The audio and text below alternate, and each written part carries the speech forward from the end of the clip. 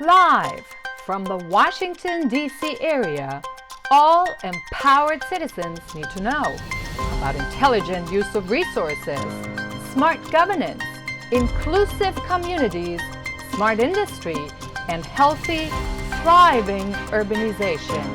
This is Smart Sustainability, the TV talk about shaping a sustainable future in the digital age with Nicolette DeVidar. Good evening. Thanks for joining me. I'm Nicolette DeVidar. This first week of November 2020 might be one for the history books. Tensions are high. There's lots going on in people's lives, at their work, in our emotional states, and in our communities. Energies are running high. The one thing that unites people around the world, one way or another, we're all finding ourselves in new territory. That's undisputable. Whether you like it or not, we're already there. Europe is just shutting down again, and in the US, we have election week, one like no other. There's a lot at stake. Uncertainty is at an all-time high, and so are hope and fear. Add to that COVID and the economy, educating and parenting from home, emotional turning points in people's lives. The changes are deep. They put us in a place that fundamentally changes how we see life and how we want to live. Our belief systems, our core, what we thought was once true, and as we're now finding out more and more, maybe is not quite so true. It's coming to grips with new insights, new realities, and perhaps a lot less self-deception. So no wonder that one gets the feeling that everyone is going bonkers this week. And you can see that on highways, the way people drive, in stores, in headlines on the web, and how people react. What is going on in our communities? Have we reached boiling point? What is the real force that spurs people on going forward? And is this really something that is going to be solved with whoever becomes the next president? Or are we kidding ourselves if we believe that? What do we seek and fear and hope? And where's room for growing together? That's what we want to talk about tonight with these guests. Joining us via Skype is a young African-American filmmaker who's quite tuned into her community, Asia Nichols. Joining me also via Skype is Natalie Jenkins, a social media community specialist with her feet firmly planted in the social media universe.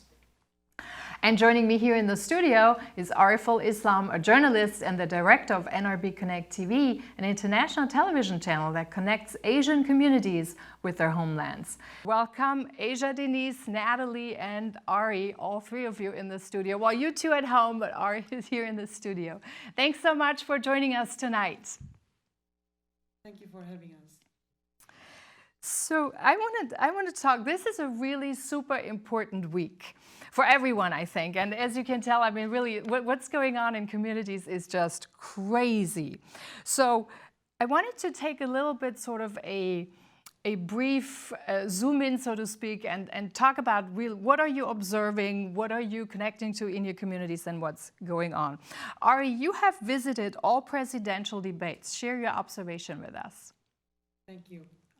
It was really very different this time because, you know, this is a very different moment. The all American and the people around the world, they are thinking about American elections. So I had the opportunity to visit, like I have like in my bucket list to visit 25 states for this year's elections. So I had the opportunity to go to the Cleveland, the first presidential election, and you know what happened there. You know, it was like it was not the debate or the things we were expecting. Mm-hmm. Even for reflection of that debate, you know, the second one, they like put some rules so that they were thinking to, you know, off their mic or cut their mic after 2 minutes, you know, something like that. Mm-hmm. So, but the second one was way better than the first one. But what about the atmosphere within the audience? Yeah, that's what I'm really interested in. It was really, yeah. So I had that opportunity to talk with people there, and also the people from the city, even the hotels and the other people. It's a very like different time right now. People has a very mixed feelings because even I saw people, they were always voting for like maybe blue or red, and this time they're changing their mind because they think like this is not that America what they want to see. And there are a lot of emotional things going on in their mind, and they think like, they have to stand, and this time they are very more active and proactive. As you can see, Texas is a very, very good example, because it's already, you can say 9.5 million people already cast their vote. It's like it is very surprising.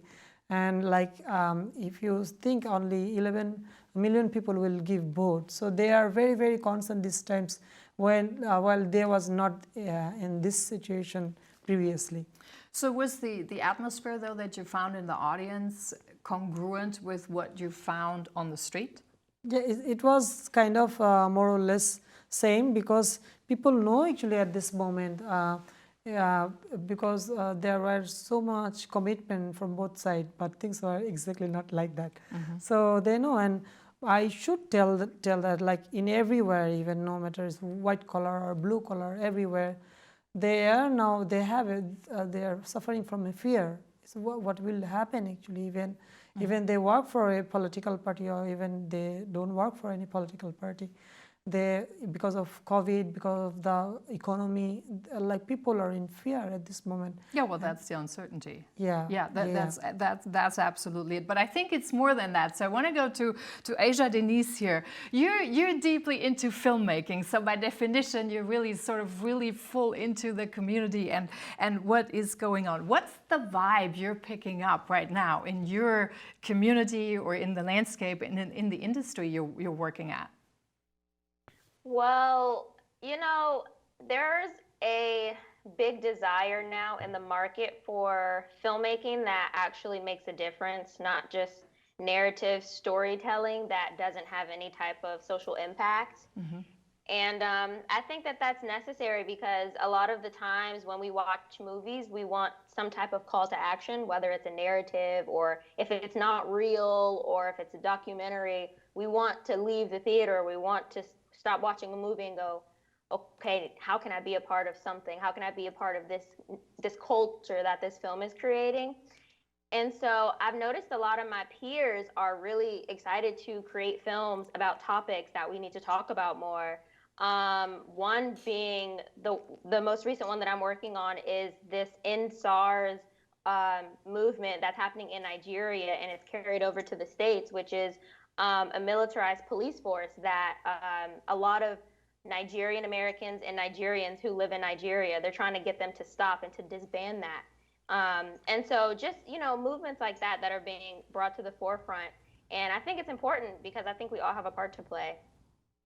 Oh, I totally agree. And I think what's really interesting, what you kind of pick up, and that's what I heard from you also, Asia Denise, is when you said more topics that we need to talk about. Now, it seems to me that most of these topics, they're all very much human-centered as to what role, how do we understand ourselves as humans? What does it mean to be human? How do we see life? How do we see all of us in there?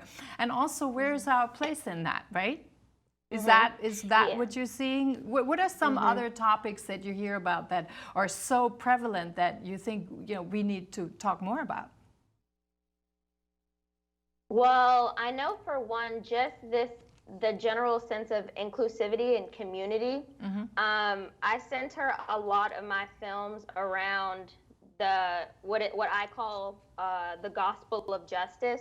And so because I'm a believer in Jesus, I make sure that whether my films say specifically the name Jesus or not, you understand that how I live my life is based off of a desire and a need for community.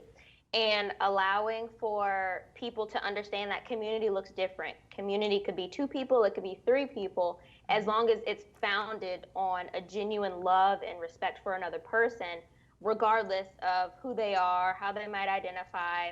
And I think that I notice a lot of us are coming to use new language like inclusivity, or questions like, what are your pronouns, or how do you identify? It's just another way to humanize a person and to ask them, a question so simple like what are your pronouns that would relate to them. Oh, they care about me as a human being because this is how I navigate my life. And just allowing ourselves to be neighbors in that way and sharing a language that is different from what we're used to, and just showing that we're able to evolve with one another as time progresses. Yeah, and if you think about community, entails the word communion, so to speak. So really, that means let's all come together and talk about this. I'm going to move over to Natalie here for a second. Natalie, so you're a social community specialist. What's the #1 topic right now you notice that's going on in the social media space right now?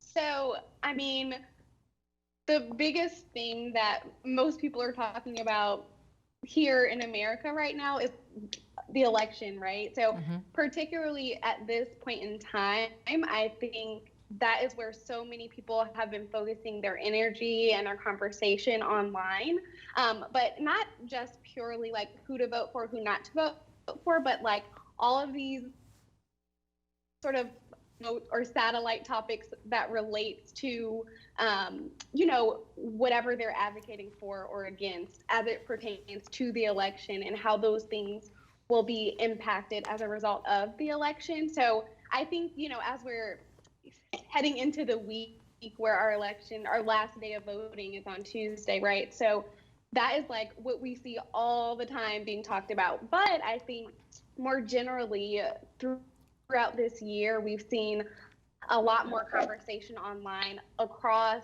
communities having to do with race.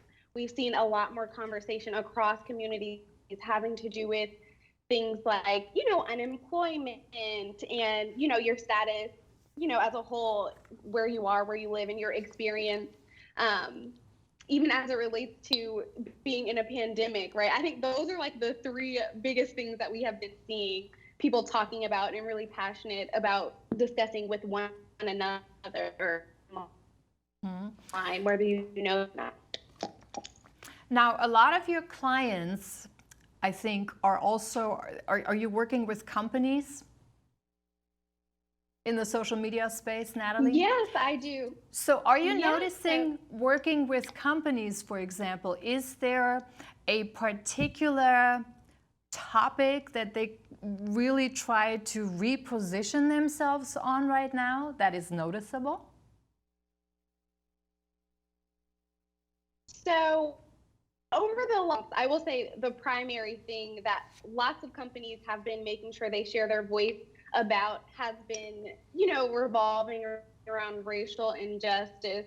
Over the summer, if you're a company and if you didn't say something, or if you did say something, what you said and how you said it mattered to a lot of people, right? So that has been one of the biggest things that companies particularly, have been really intentional about what they're going to say, how they're going to say it, and how they're going to align themselves with that world and what's going on right now.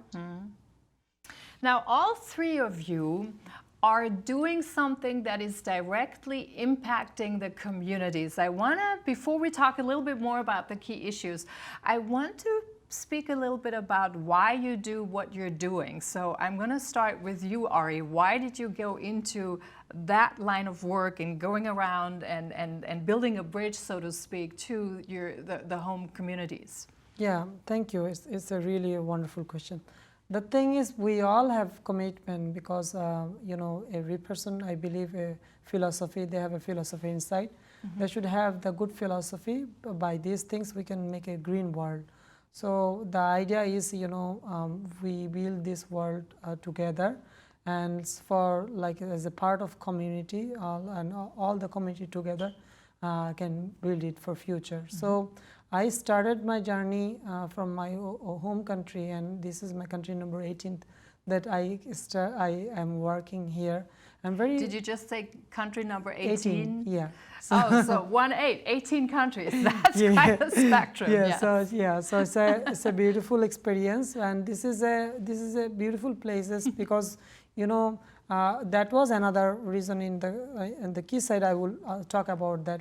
Like if you see 200 countries around the world, So most of the people, if they want to do something very big, they want to go to America for American Dream, and they want to make some things from the leader country, and they want to spread the positive vibe around the world, right?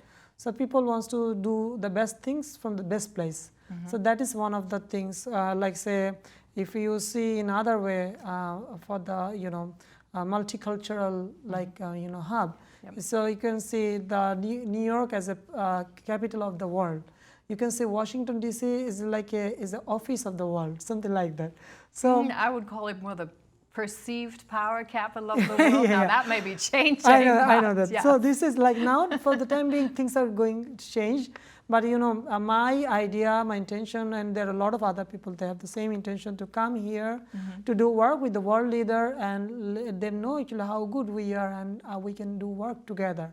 And for a beautiful world, even for a beautiful country and beautiful like a back home, like, we can grow together, we can connect in all the doors. And not only that, I'm working for mental health as well. So like, focusing on all these important things and focusing about the community issues, because with all the community, this is a country altogether. So this was the idea, and we are doing a lot of work for the community regarding education, regarding community like development and so many things. And I think things are going very, very good, especially if politically we get more good environment, things will be more better. Asia, I know you talked a little bit about why you got into filmmaking, and you spoke a little bit about what you're working on and so on. Why did you get into this? Was this really to express like something deep inside you that sort of said there are so many things that are not highlighted yet in the world and we need to shine a light on it, or what was the reason? Well, I didn't actually start getting into social justice as a kind of lifestyle until I really started to understand what it meant to be a believer and who I was hearing to be God and Jesus. I was like, okay, what does this mean? And whenever I started to study and everything, I was like, oh, he's big on community, this whole God.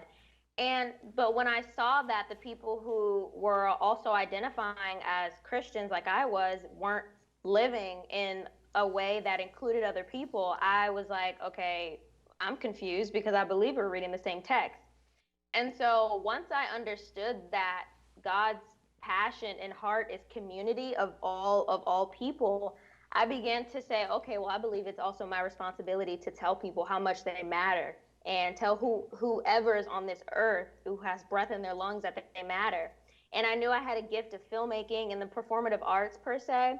And I knew that I could show that same message of community and inclusivity of all people through film, because I was like, well, if it's going to be portrayed anywhere, it might as well be portrayed on a platform that people are always looking at.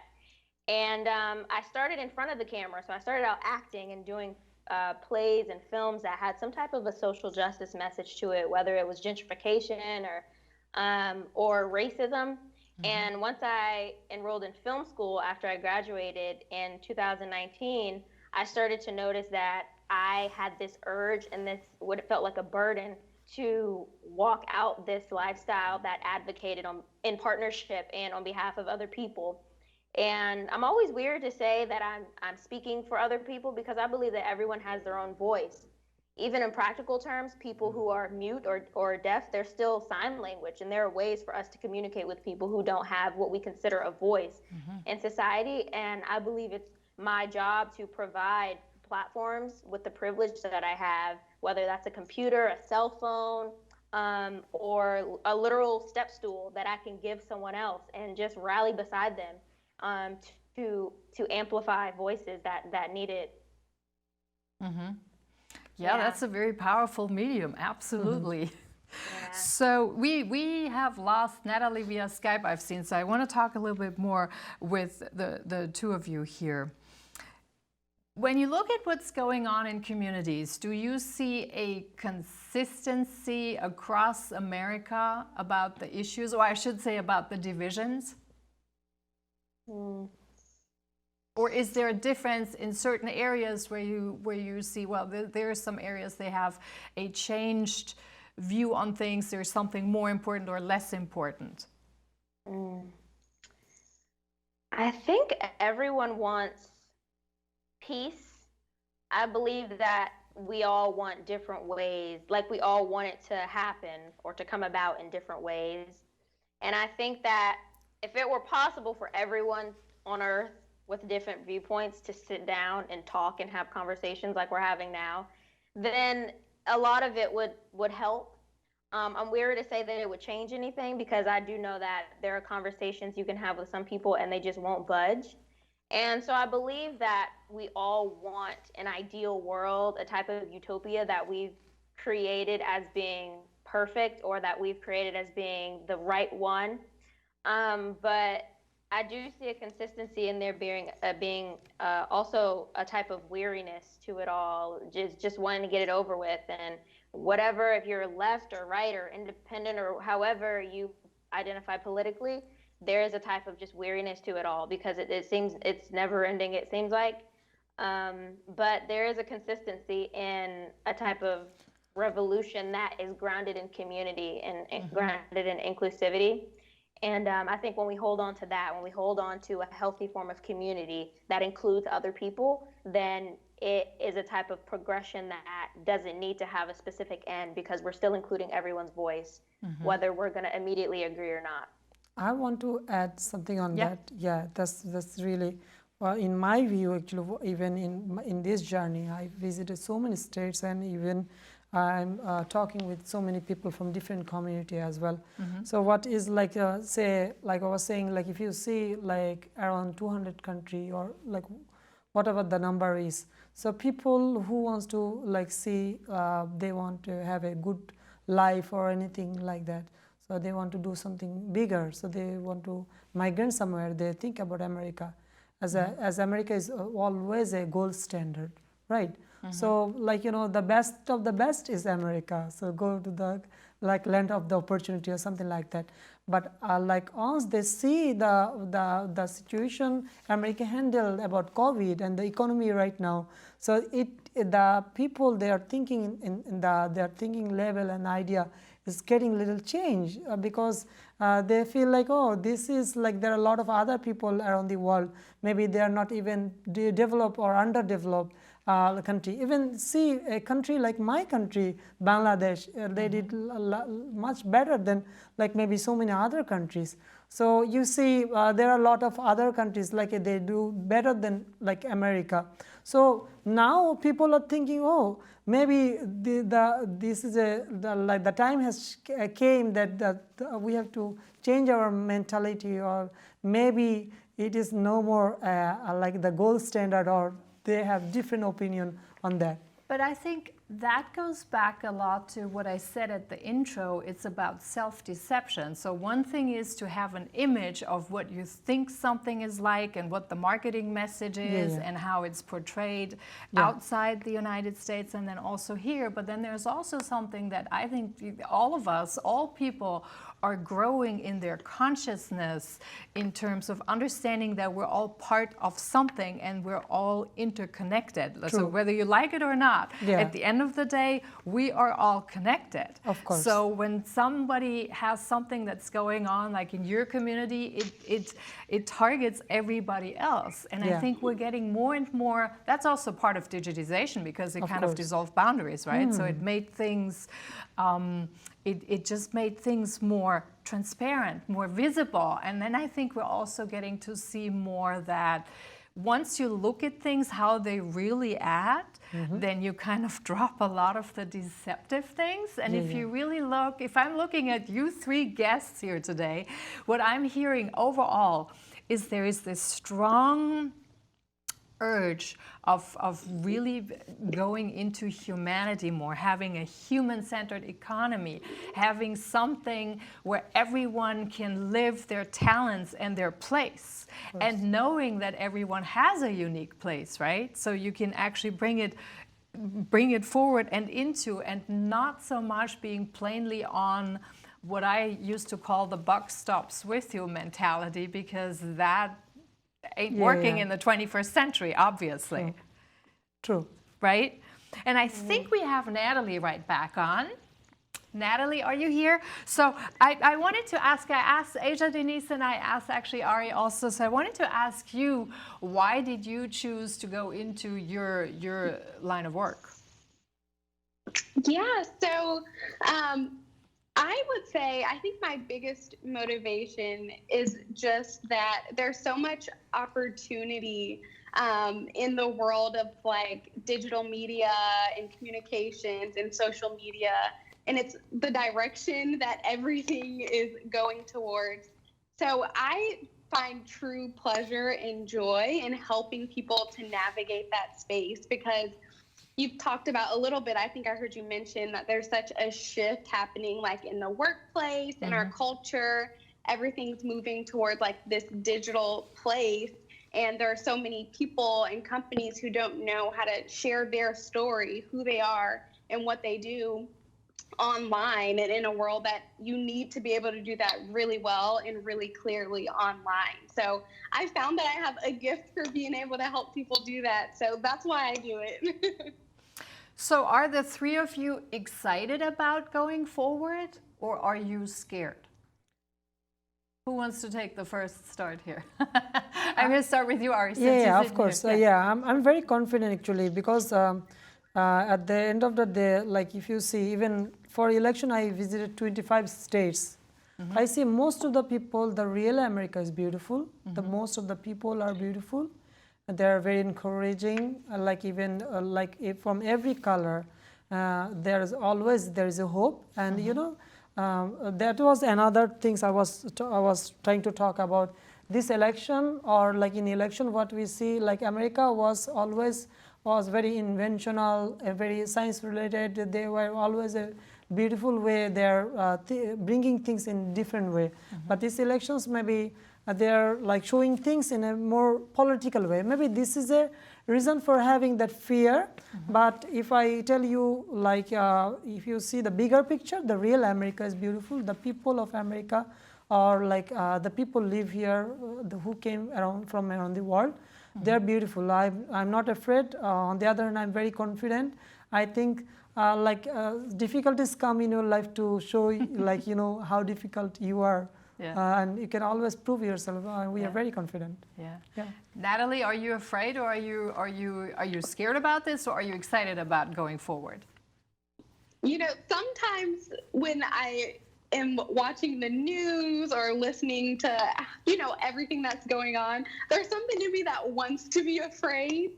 But I think ultimately I'm really hopeful about the future and like the possibilities of what is ahead for us, because I think there are a lot more people who are interested in having conversations like this, like the one that we're having today, where we're talking about, you know, how we should be really human-centered and caring for one another and recognizing where we all belong in the world. So that makes me hopeful that there are more people who care about having discussions and programming like this one. So I'm hopeful too. Good. Asia Denise, what about you?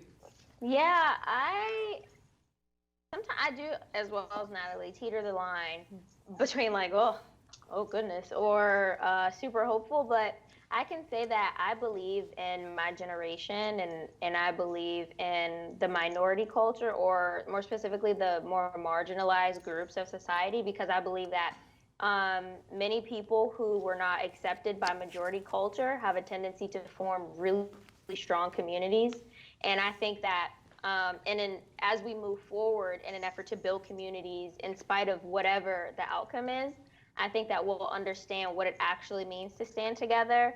And I believe that even though this year has been probably definitely one of the worst years, just in general, culturally, historically, however you want to name it, I do believe that we've established a new sense of community that is a lot more solid than we have in the past. I think that a lot of the a lot of how people identified interlapped because, or overlapped, because I think that there was a need for it. There was a need for someone else over here. There was a need for someone else over here. And so it didn't benefit anyone to say, oh, well, that's not my problem. And I think we just kind of understood the basic foundation of communities. And I like that, and I'm really hopeful about moving forward, because I think that we're only gonna need more communities. Yes, and that's great information and a lot more to explore. We're going into a short break, and when we come up next, we're going to ask the question, are we at boiling point, and what can we expect from this week, and also how do we go forward no matter what the outcome is. You've heard lots of beautiful things here. We like to see more a little bit about what can this great new world or utopia actually look like, and how can we all contribute to creating it. So don't go away, stay with us when we come back. During high school, I hung with the wrong crowd and I never graduated. I helped Santiago in many different ways, like all fathers do, because he always wanted to go to college. I felt a little embarrassed to come back to school, but eventually, once I came here, I knew that it's for a bigger goal. He was very dedicated, hardworking. He connected with his teachers, he connected with other students. That was one of the key reasons why he was able to keep forging ahead. It was amazing to see him graduate. This was one thing that meant so much to him, and of course, it meant so much to us too. With the help of my father and having my son, that was all the motivation that I needed. That support is everything. Find free adult education classes near you at finishyourdiploma.org. Dad? Just 1 minute, okay? Hey, Bobo, do trees tell each other stories? I'm sorry. I'm afraid I don't know that. Hey, why don't we go find out?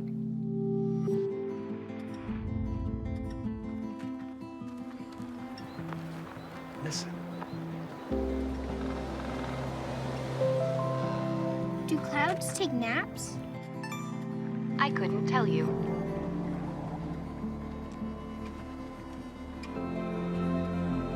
Can birds draw pictures?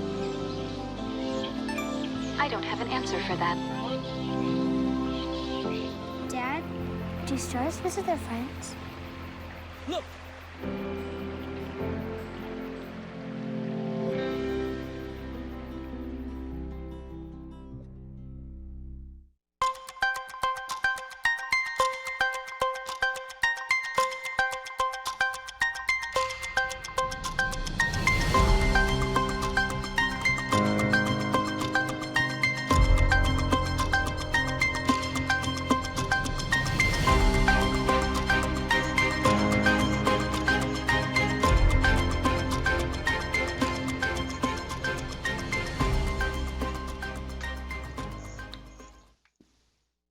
Welcome back to Smart Sustainability. Thanks for joining us again. We're talking about the probably craziest week we've experienced in the last year, or actually probably even in the last decade.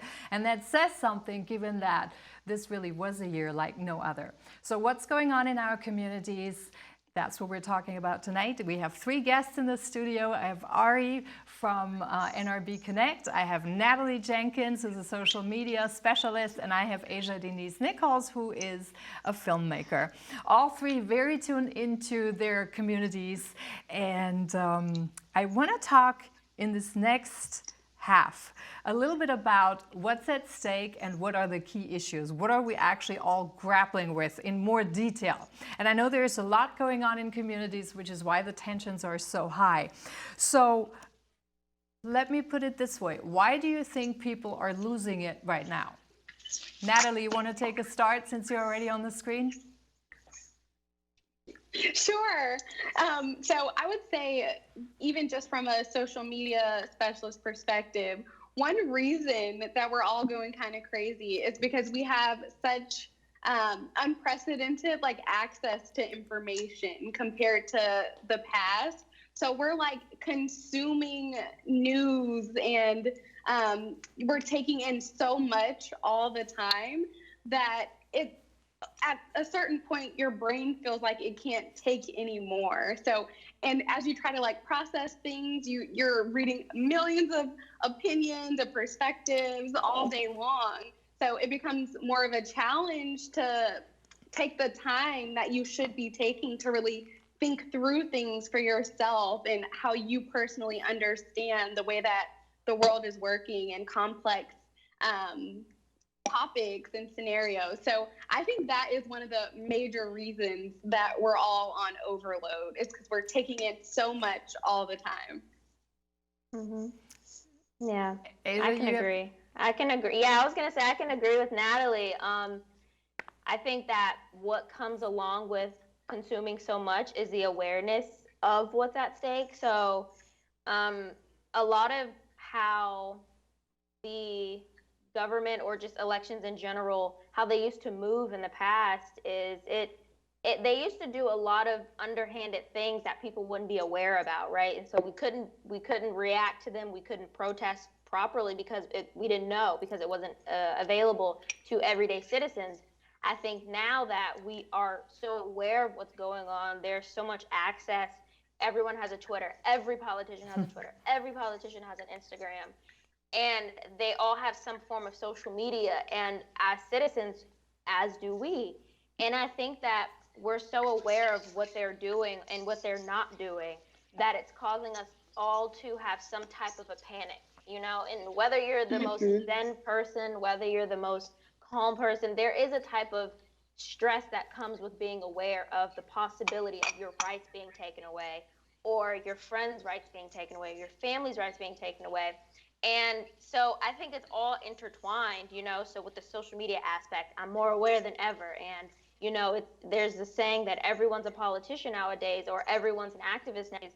And to some degree that is true, because you're active in ways that can either spread information, whether that's true or false information, and make some type of a shift in community, whether that's a good shift or a bad shift. And so there's so much at stake just in terms of the validity of news, the diminishing of how much access we're going to actually have, censorship, and there's just a lot that I think a lot of us could be losing, especially the most at-risk people of society, so homeless people, people below the poverty line, marginalized groups. And so I think there's just an overall sense of reduction at stake. Yeah, I think, she is very, very correct. And I think, you know, I also think in something in different way. So, like, you know, everyone is now journalists. And it's like I say, you have citizen journalists. You have 5,000 friends in your Facebook. So no matter you believe that or you don't believe that, you post something, maybe you're sharing something, you didn't like study enough, you're not sure. So that is making another anxiety in the society. And I should say, like you know, media is no more like previous day, how it was. Like maybe everyone is supporting someone. So something like, you know, this cause, like, you know, someone is working for anyone. So like, you know, people are not really neutral. Like I will not tell you that like I'm very much neutral, but I have that intention to be a neutral journalist. So we feel like some people tell like, oh, I'm a reporter, not supporter. So, but there are a lot of supporter, reporter we are seeing it nowadays. That's kind of, you know, making people like more vulnerable. So who are telling the right news, who are like, you know, delivering the right things. So there are a lot of issues making more anxiety in the society. But don't you think now that we have so much more social media and everyone gets to post their tweets and their opinions, there's also a lot more room for misunderstandings, particularly at a time where our perception goes or should be going so much higher in terms of trying to understand where everybody is coming from. Yeah. So to me, this seems like this is a very explosive mix, because when somebody says something, very often, particularly like in a racial context or so, you don't think about this, you post things, and then we have to learn more and more how is this perceived by someone else, and that's not automatically a given. Can either one of you give me an example that you know of or that you're aware of, for example, where there is room for growth? I think the entire United States system of government needs a whole reconstruction. I think the way that the United States was created was at the expense of other people, and it wasn't inclusive from the beginning. And so it's really hard to add on to something that had no intention of including them in the first place. And so when we hear a lot of these protests and a lot of these activists saying, you know, abolish this or defund this, it's in an attempt to start including more people who were not a part of the conversation.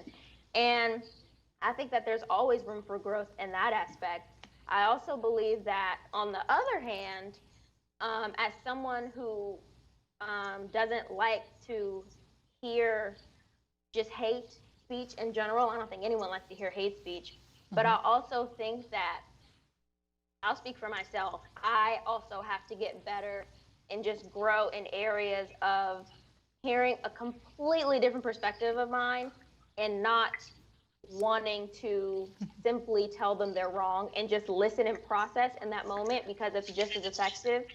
I think a lot of the times when people sound completely illogical, it's not that they want to convince you, they just need to talk and just, I guess, get it out.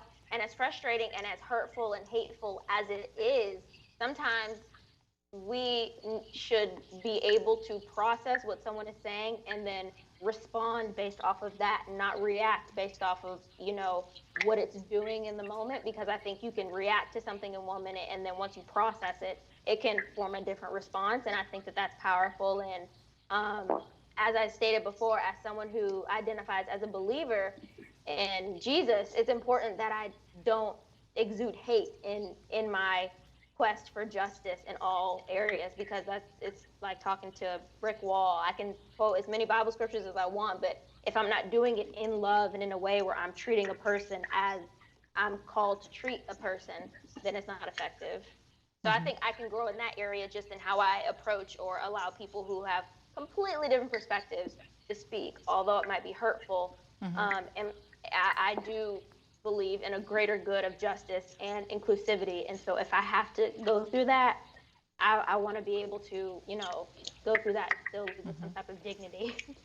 So we all need more of a buffer zone, so to speak, to really sort of listen first and not feel that somebody just sticks the needle in and you need to kind of emotionally react right away. Yeah, so being it's in the Bible, actually, to be quick to listen and slow to speak. So I shouldn't just babble off at the mouth based off of whatever I think is right, you know, because I have to consider the background that this person was raised in, or if they've been conditioned to think this way. There's always something else that I could be considering. And that's just what I've noticed for myself. Natalie, you have something to add? Yeah, so exactly what Aja said is literally the first thing that came to my mind when I think about where there's room for growth in this. As you said, Nicolette, seems like a dangerous mixture where people are online, they can say whatever they want, however they want, sort of thing.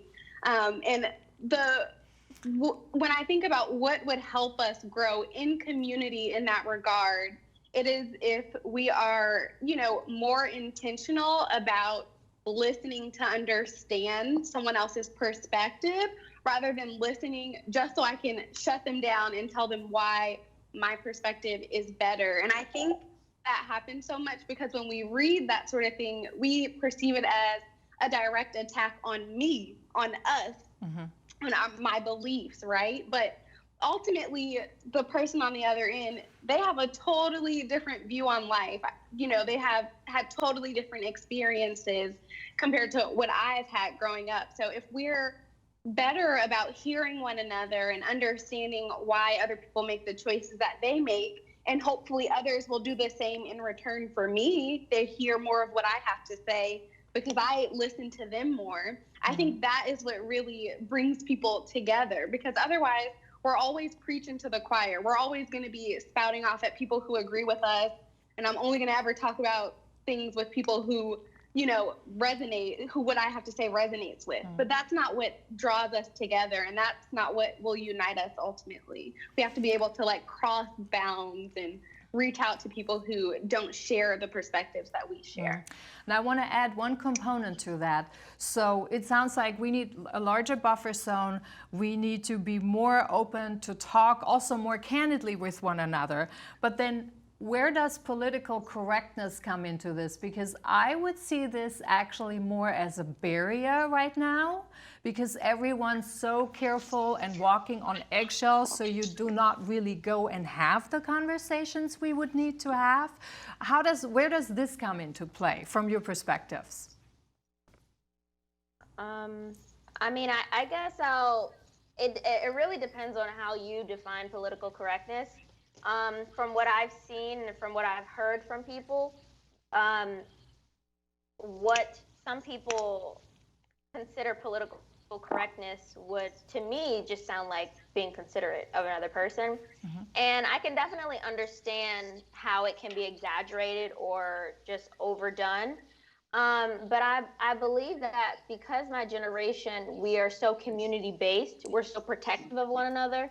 And so when that community is threatened, it is perceived as a lack of political correctness. And I try not to ascribe to the term political or politics, because I believe that they're just human rights at stake, really, in a government that's just super capitalized and monetized and everything. But I do believe that we cannot be afraid of offending one another so much so that we don't have a genuine conversation. And again, that's something that I also, that's a part of, what do we need to work on, or just like the buffer zone. I don't believe that political correctness is a bad thing. I think that it's a lot of hard work. And I don't think that as in the United States, I don't think that we're used to doing so much active work. I think that it's a new concept for us. And so anything that requires us to self-regulate or to self-check, it's seen as, oh, I have to be politically correct, or, oh, I have to do this. And it's like, well, you're just doing the work that would help your character in the long run and help you navigate conversations that are more inclusive of other people other than what you already know. And I think that using new language that's inclusive of anyone is hard because we're not used to doing it before, but I think it's necessary because it shows that this person might not be in the conversation right now, but it still shows that the decisions that I'm making are including them, are including their well-being, are including their children's well-being. And so I think that it's useful, and I just think that we have to ask each other simple questions and define it in a way that includes everyone.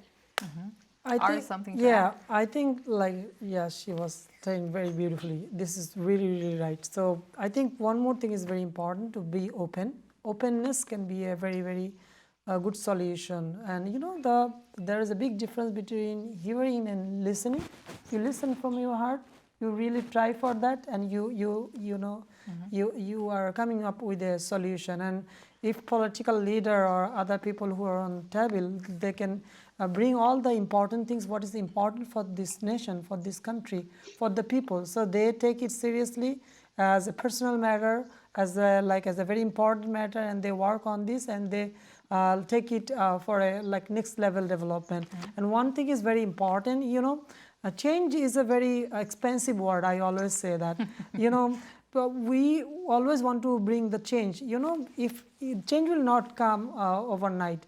So what we can do, we can add some value. We can do some plus minus, so that it can get more better shape in a less expensive way. So that is my political view, and some other good friend, they think they are very educated. They think in a very nice way. They think maybe you do these things, I should let you do these things. So politics should be done by politicians, because when politicians come and they exercise this, they think about the real people, and their idea was really more specific. They know actually what to take this car in the next level. So sometimes maybe whoever is doing politics, maybe they can do the politics, but they should learn more, they should add some more value, and they should be more open so that they know exactly what to do and where to go. Actually, I'm going to challenge this.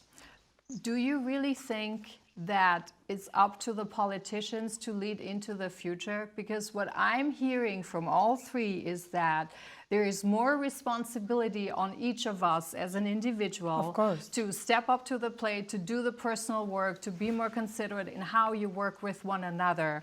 Yeah. Is it really still fair to say that you need a politician to lead the way, or wouldn't it be much more up to speed and to date and actually in line with ongoing change to really say, well, there is a citizen engagement and a different governance in terms of how we go forward, particularly for the younger generations? Let's talk about this for a second. So how do you see that? Yeah, I strongly believe in shared responsibility. It is all together, no government, no like individual citizen or police or someone else or any protest can save the country. It's all together. So it's a shared responsibility. But also that's also important. If you know that like when it is a court, then lawyer or the people like they will take part. When it is about the political and decision making, like people give vote to the politicians to run the country. So like sometimes, this is also a choice. Yeah, but maybe that needs to be looked at too, because it may no longer be accurate. Right. Right? Yeah, I agree with you. So let's hear it from the two of you here on the screen. Asia, what's your view on that? I think that when people think about government, they automatically think of the presidency. They don't consider local government. And I believe that local government is a type of community regulation. And I think that there's something to be said about how we ignore local government. And I think a lot of what communities need can be found in their local government. So I agree in that it is more of a community effort than just pinning all of it on leaders. I believe that it's sort of like a managerial position. Like you have your director, assistant director, and then you have the staff. And if the staff are having the problem, they typically go to like the chain of command. I wouldn't automatically go to the director if I had something that the assistant director could handle. And so it just allows for a different type of community to be formed in all these different places. I think that in the United States, we've done a bad job of highlighting the importance of each type of community. We've pinned it all on the presidency, or we've pinned it all on a type of person, or what this person looks like, or the authoritative aspect of this type of job, or what have you. And I don't think that there has been much equity among a lot of communities because of how we've emphasized the presidency. And there's so much happening in local government. There, depending, especially if you live in the DMV area, there are counties and there are, just areas that we could all be more involved in, but we don't know because we're not encouraged to lead in that way. And I think if we all knew about it, which is a lot of the work that I think that we're all doing, if we all encourage people more, hey, vote in your local elections, then I think that we'd be a lot better off rather than just pinning sole responsibility on the presidency. Right. So you're thinking that some of the power is shifting to local communities and local government? I think that it's always been there. I just don't think that we've been encouraged to pursue that option. I think that we've been conditioned to believe that if the president says no, then it's no.